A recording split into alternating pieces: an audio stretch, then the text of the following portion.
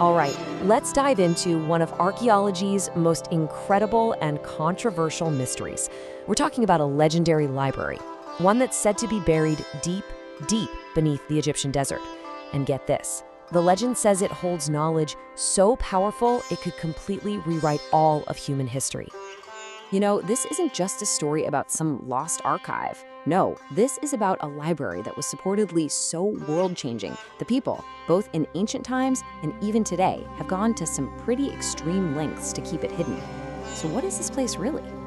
Okay, so first let's follow the breadcrumbs of the legend, because this isn't just one story from one place. It's more like a whisper that's been echoing for thousands of years across a bunch of different cultures. And what's so fascinating is just how widespread these stories are. This isn't just some local Egyptian myth. We find mentions of this hidden vault of wisdom in legends all over the ancient world, and they all seem to point back to the very same spot in Egypt. And it has a lot of different names too. To the Greeks, it was the Hall of Records. In Egyptian mythology, it was called the Archive of Thoth, the god of wisdom. And then there's the most mysterious one, the Chamber of the First Time.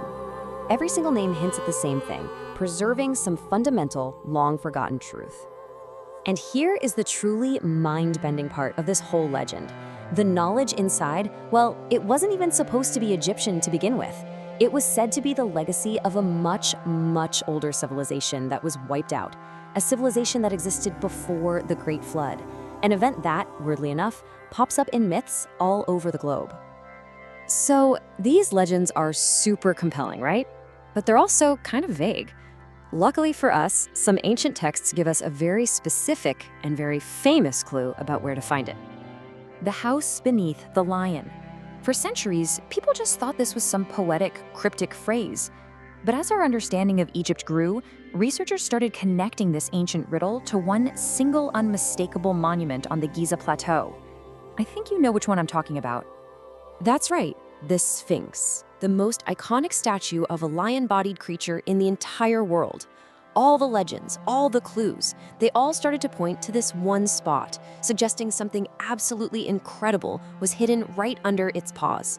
For the longest time, this was all just speculation, and then modern technology showed up.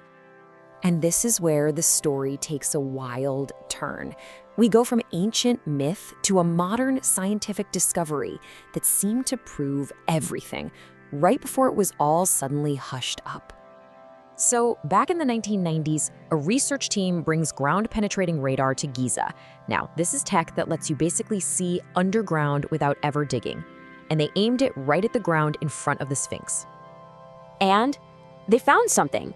The scans clearly showed large, perfectly rectangular man-made chambers deep down in the bedrock, exactly where the legend said the Hall of Records would be.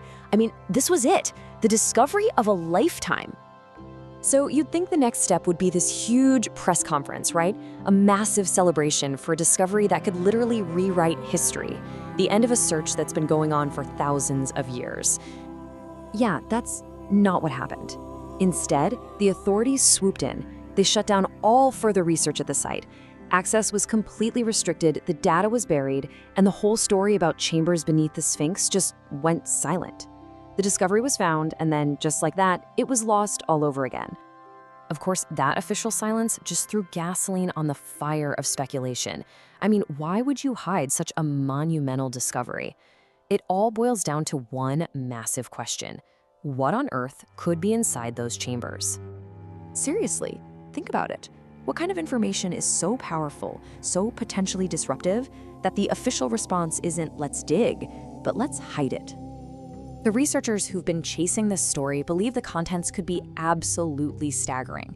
We're not talking about just old historical records. They think it could hold detailed star maps from a lost civilization, proof of astronomy way more advanced than we give the pharaohs credit for, and maybe even precise predictions about our own cosmic future. So the theory isn't just that this is about history, it's about knowledge, like a blueprint of where we come from, our place in the universe, and maybe even where we're headed. And that's what's so scary about it. The idea that this revelation might just be too big, maybe even too dangerous for our world to handle right now. And this whole theory builds up to the most profound idea of all, because this isn't really about a hidden library. It's about the true origin of Egyptian civilization itself. Now, this right here is one of the most stunning claims in all of Egyptology, and it comes from the ancient Egyptians themselves. Priests repeatedly told Greek historians like Herodotus that their ancestors didn't actually build the great monuments at Giza. They said they just found them, that they inherited them. And look, if that's true, it changes everything we thought we knew. It would mean that all the incredible wisdom of ancient Egypt, their math, their astronomy, their architecture, it wasn't developed from the ground up. It was a legacy handed down from that much older, lost civilization, the one that stored its memories right under the Sphinx. So in the end, whatever is sleeping down there under the sand isn't just an old artifact. It's a direct challenge to our entire timeline of human history. It suggests that maybe we're a species with a bad case of amnesia, and the clues to our forgotten past are just waiting to be rediscovered.